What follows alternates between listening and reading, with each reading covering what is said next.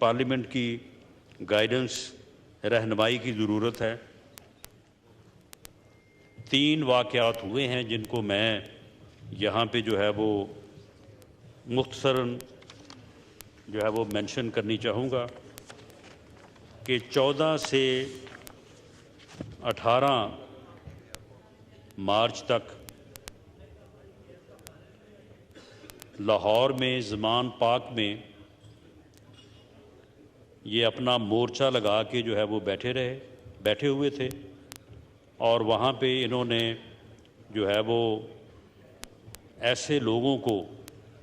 जो कि शरपसंद दहशतगर्द तंजीमों से जिनका तल्लुक़ था, जो मुसल्लह थे और वहाँ पे हर किस्म का सामान गलेलें, वहाँ पे पेट्रोल बम, वहाँ पे थैलियाँ बोरियां जो है वो पत्थरों की, ये हर चीज़ जो है वहाँ पे जमा थी। जो तोशा खाना में 18 तारीख को इनके नॉन बेलेबल वारंट्स थे, उनकी तामील के लिए पुलिस जब DIG ऑपरेशन इस्लामाबाद की जो है वो क़यादत में वहाँ पे पहुँची, उनके ऊपर जो है वो हमला किया गया, उनको ज़ख्मी किया गया और उसके नतीजे में पुलिस ने वहाँ पे जो कार्रवाई की, कहा तो ये जाता है कि जी पुलिस जो है वो गिरफ़्तार करने के लिए गई थी लेकिन वो गिरफ़्तार नहीं कर सकी। मामला ये है कि पुलिस जो है,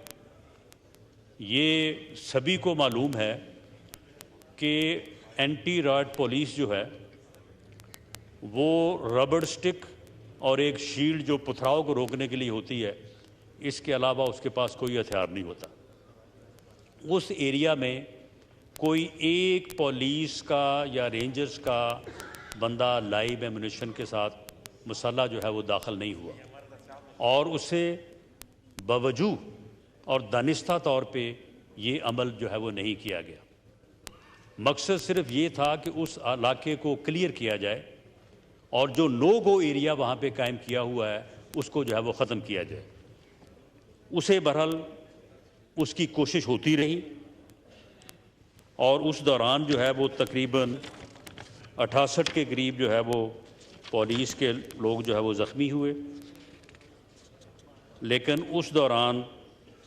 दूसरी तरफ से तो फायरिंग, गुलेल के साथ जो है वो पत्थर और दूसरी जो है वो पथराव, ये सारा कुछ होता रहा और पुलिस के लोग जो है वो ज़ख्मी होते रहे, लेकिन पुलिस की तरफ से नॉट ए सिंगल फायर। और 18 तारीख को जो है उस इलाके को जो है वो क्लियर किया गया। इस पे ऊपर एक मुकदमा जो है वो दर्ज किया गया जिसमें अभी तक जो है वो 316 लोग जो हैं वो गिरफ़्तार हुए हैं और उन्हें जो है वो एंटी टेररिस्ट कोर्ट में जो है वो पेश किया जाएगा और कानून के मुताबिक जो है वो उनके साथ जो भी उनका जुर्म बनता है उसके मुताबिक जो है वो उनसे जो है वो सलूक किया जाएगा। और वहाँ पे जो नुकसानात हुए हैं, पुलिस की गाड़ियों को जलाया गया, मोटरसाइकिल को जलाया गया, वहाँ से गुज़रने वाले जो सिविलियन थे उनकी गाड़ियों को जो है वो तोड़ा गया, तो ये सारे नुकसानात जो हैं ये इनके ऊपर जो है ये मुकदमा दर्ज है और इसके मुताबिक जो है ये कानून के मुताबिक जो है इनको जो है वो डील किया जाएगा। इसी तरह से 18 तारीख को दोबारा जो है ये एक जत्थे के साथ, पहले 28 फरवरी को और उसके बाद 18 मार्च को ये एक जत्थे के साथ बाकायदा इस बात के सबूत मौजूद हैं कि 3-3 दिन 4-4 दिन कैंपेन की गई, लोगों को फ़ोन किए गए कि जी आपको टिकट नहीं मिलेगा वरना जो है वो आप 50-50 जो है ना बंदे लेके आएँ, अगर आपने टिकट हासिल करना है तो 50 बंदे लेके आएँ, मुसल्ला लोगों को लेके आएँ। और इस तरह से जो है वो लोगों को इकट्ठा करके जो है वो पहले 28/2 को और उसके बाद जो है वो 18 मार्च को जो है जुडिशल कम्प्लेक्स के ऊपर और इस्लामाबाद हाई कोर्ट के ऊपर जो है ये हमलावर हुए वहाँ पे मेन गेट्स को तोड़ के अंदर दाखिल हुए, वहाँ पे तोड़ फोड़ की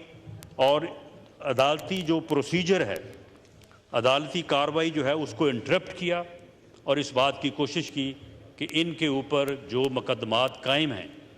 जिनका इनके पास कोई जवाब नहीं है, इसके पास कोई जवाब नहीं है कि तोशा खाना में जो इसने चोरियां की हैं और जिस तरह से वहाँ पे इसने लूट मार की है, उस लूट मार का जो है इसके पास कोई आंसर नहीं है। एक रसीद इसने पेश की, वो रसीद भी जो है वो जाली साबित हो चुकी है।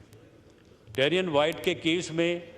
इसके पास कोई जवाब नहीं है, कोई इसके पास जो है वो आंसर नहीं है कि ये दाखिल कर सके कि उसमें इसका जो है वो क्या जवाब है। इसी तरह से जो फॉरेन फंडिंग अकाउंट है उसमें भी वो केस जो है वो बिल्कुल ओपन, वो यानी 2+2 4 जो है वो साबित है। और ये रूल ऑफ लॉ का प्रचार करने वाला जो है वो आज अदालतों में पेश होने से जो है वो गुरेज़ा है और उस प्रोसेस को जो है वो सबोताज करने के लिए जो है वो ये जत्थे लेके, मुसल्लह लोगों को लेके जो है वो अदालतों के ऊपर जो है वो हमलावर हो रहा है। और इसका सबूत जो है वो कल सामने आया कि पहले तो ये कहता था कि लोग आ रहे हैं। मैं जब अदालत में पेश होने जाता हूँ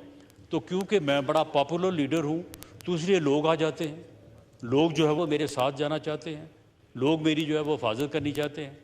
अब कल ये चोरों की तरह जो अदालत में पेश हुआ है लाहौर हाई कोर्ट में, तो उस वक्त लोग क्यों नहीं आए? उस वक्त जो है वो लोगों ने की पॉपुलैरिटी क्या कल ख़त्म हो गई थी।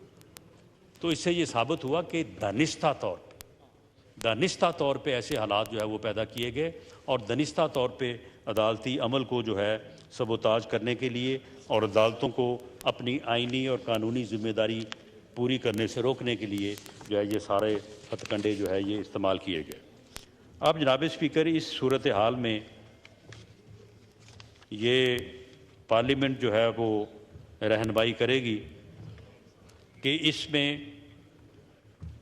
अब जो लॉ इन्फोर्सिंग एजेंसीज के लोग हैं उनका भी ये कहना है कि मुसल्लह जत्थों को कंट्रोल करने के लिए निहत्थी पुलिस या फोर्स जो है ये